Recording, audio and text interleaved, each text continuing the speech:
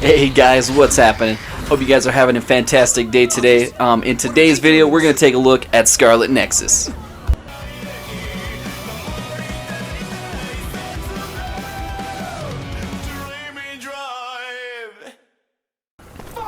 Hey guys, how's it going? Yeah, like I said, we're doing Scarlet Nexus today. I just finished this game. Yeah, real quick before we get too into this, I just wanted to say that this video may or may not contain spoilers. I'm going to try to keep it spoiler free, but you know, once you start talking about something, I might accidentally, you know, spill a spoiler or something. So if you guys haven't seen it, if you guys haven't played it yet, definitely go play this first, because this is your spoiler warning. So if I accidentally spoil something, it's on you now, and I'm smacking the lights. Let's get into it.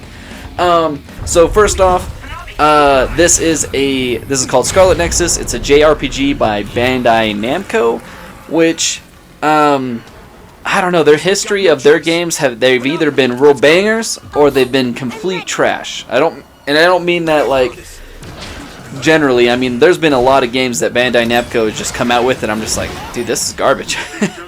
And then this is just like randomly. I didn't hear any marketing or anything about it, and I just remember seeing like a trailer on freaking, I don't even know, like Facebook or something, and I was like, huh, Scarlet Nexus, huh?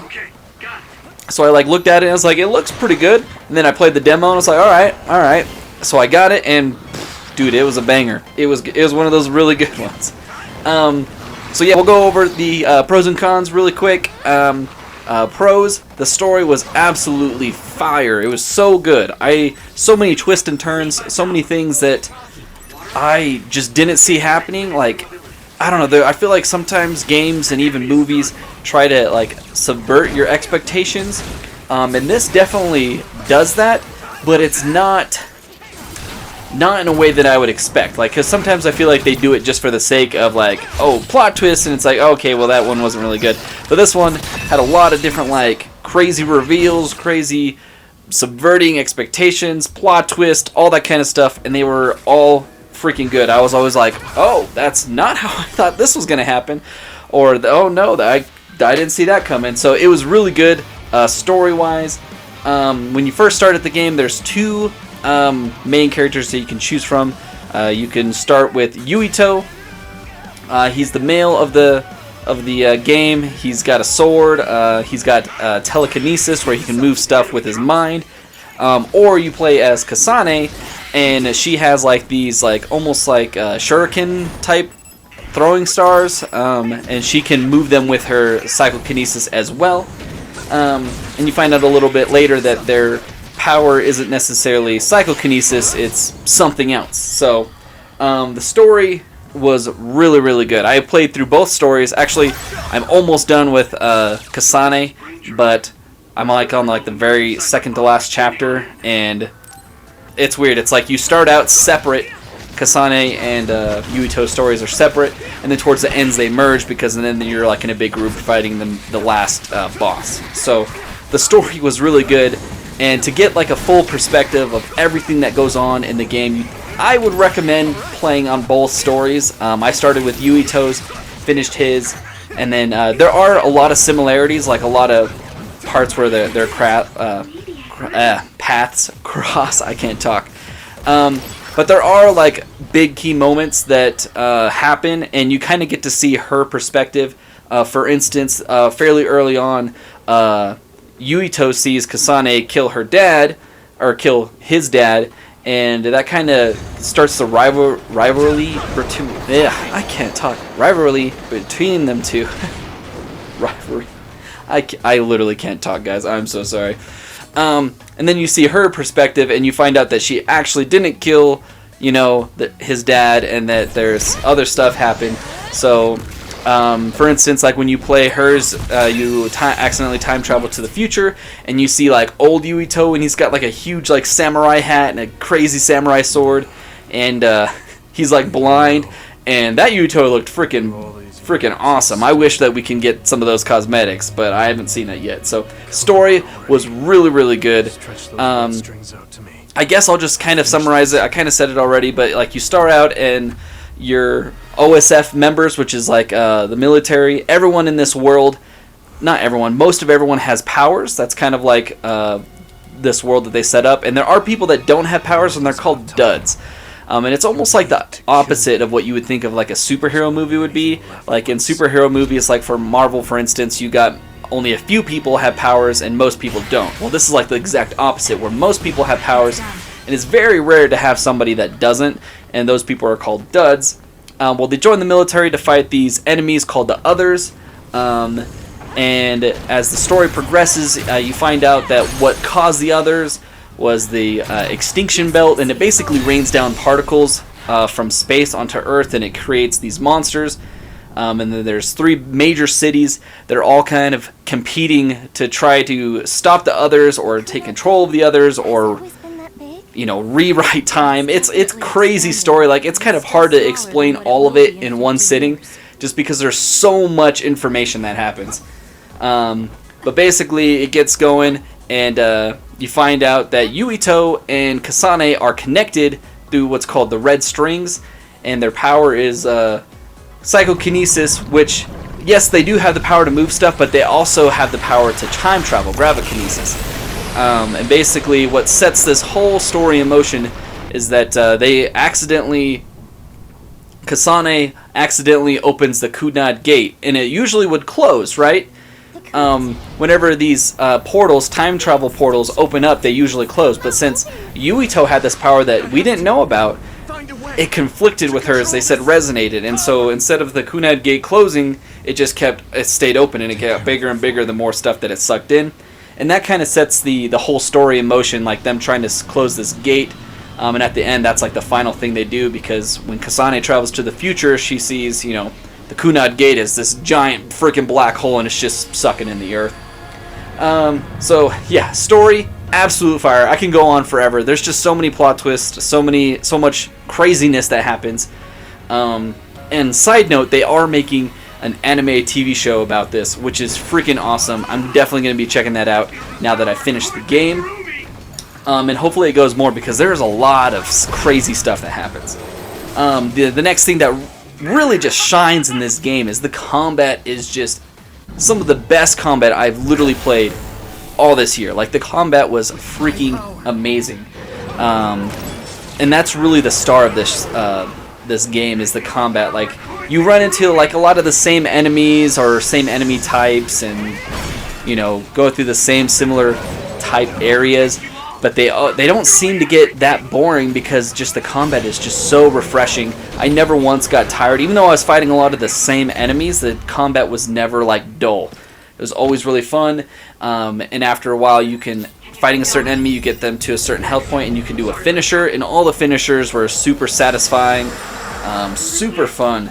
And once you level up with your party, your bonds or whatever, you could start to use special abilities from other teammates, and so you'll be fighting, and then all of a sudden you can do lightning and teleport. And overall, the combat in this game was literally top tier. It was some of the best combat, like I said, that I've had in a game all this year. Freaking solid.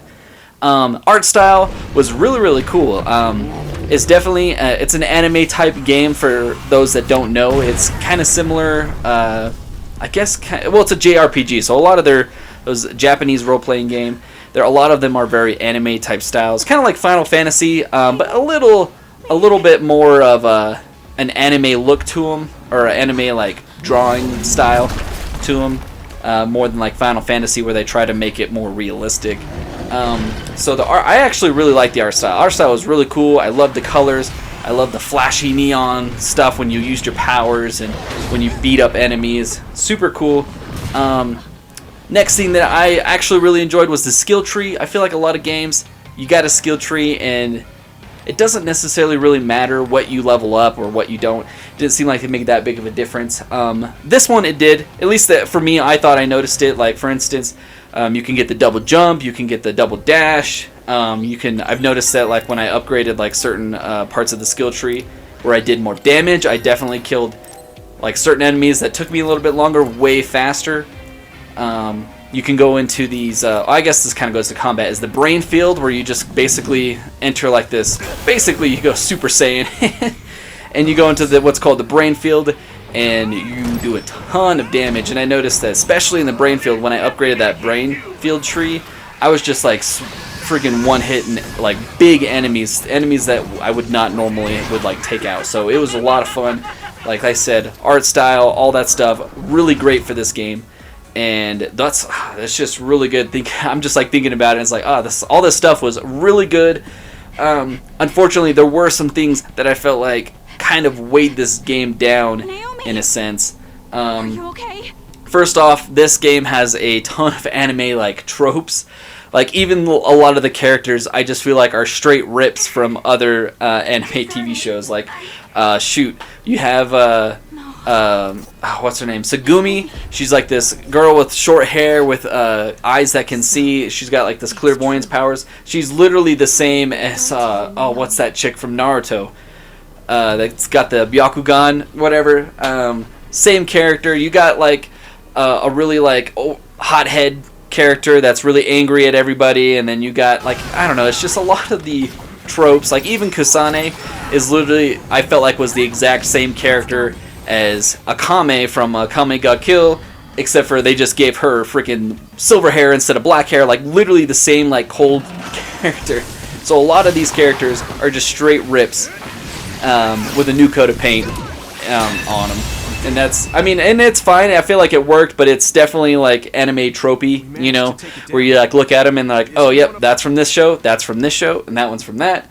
And so, yeah, it's anime stuff. So I feel like we get that all the time. But yeah, so that was kind of a thing that I was like, oh, they couldn't really make up new characters. They just kind of ripped them from old ones. Anyways, another thing that I didn't dislike at first, but over time I definitely was getting annoying, was that the cutscenes in between battles was like a manga style, where it would show like a big screen and then it would show two people talking, like little templates, and the only thing that would be moving was their mouth.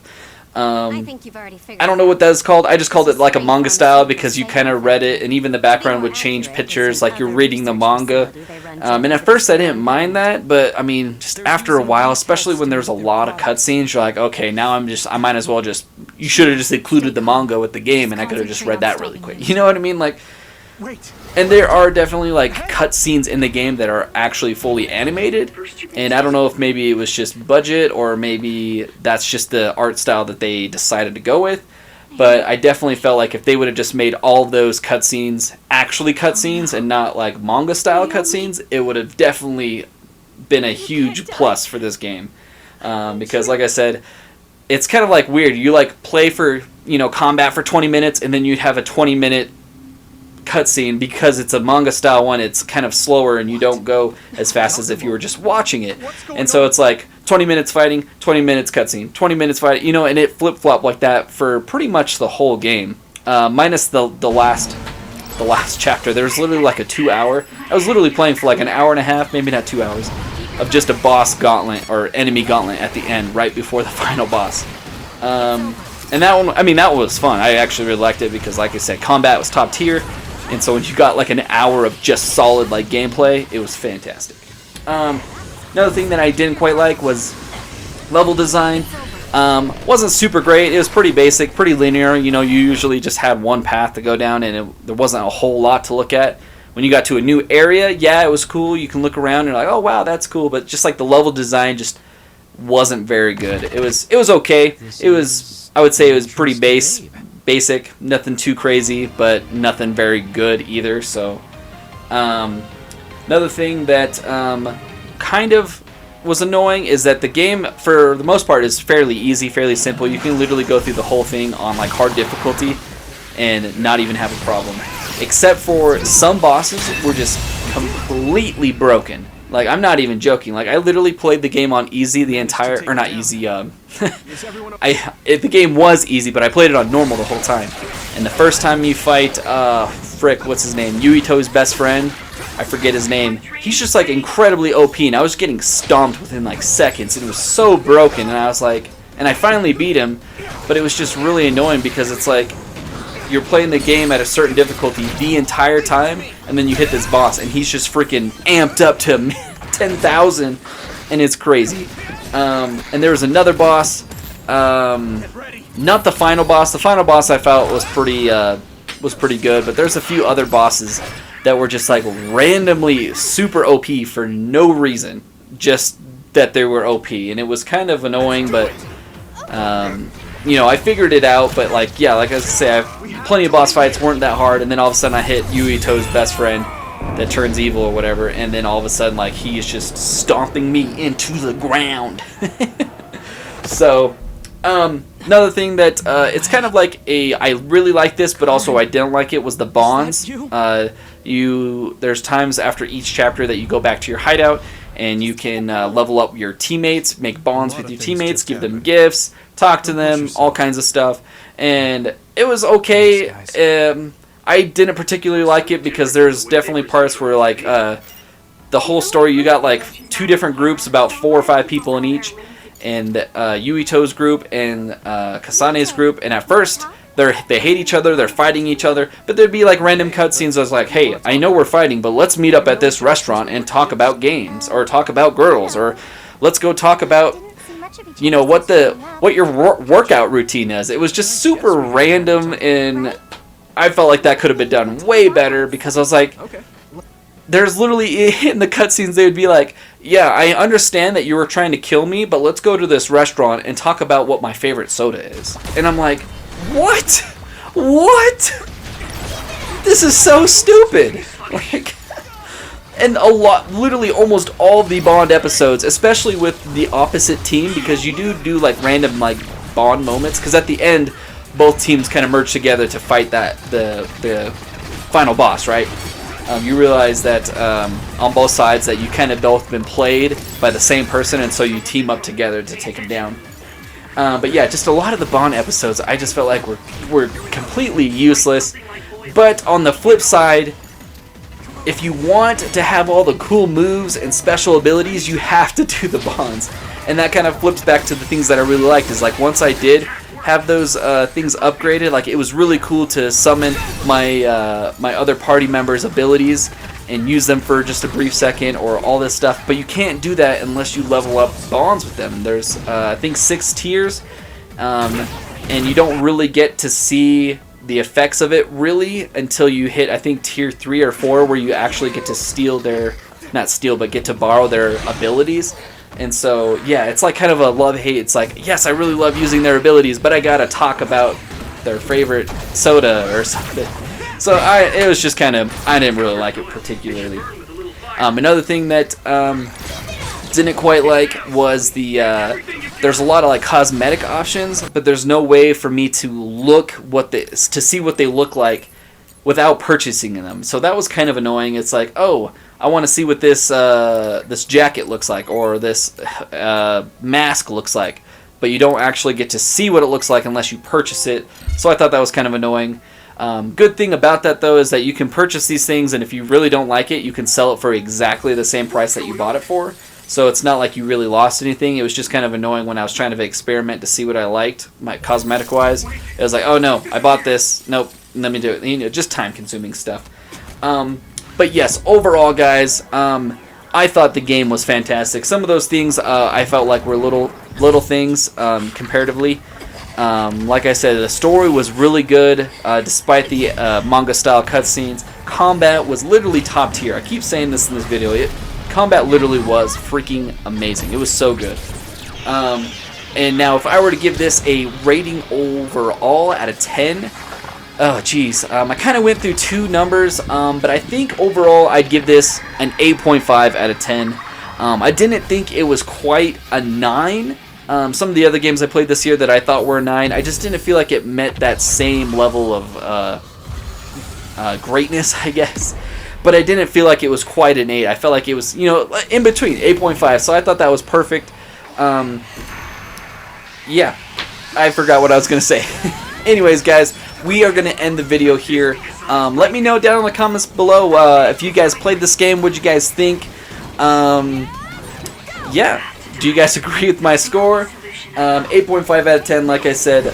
Thanks everyone for tuning in, and just sorry in advance if I spoiled anything for you. I tried to keep things spoil free. I think I might have spoiled a little bit, so I do apologize. But yeah, we're going to end the video here, guys. Thanks for tuning in. Be sure to leave a like and subscribe. And yeah, we'll catch you guys on the next video. Have a good one.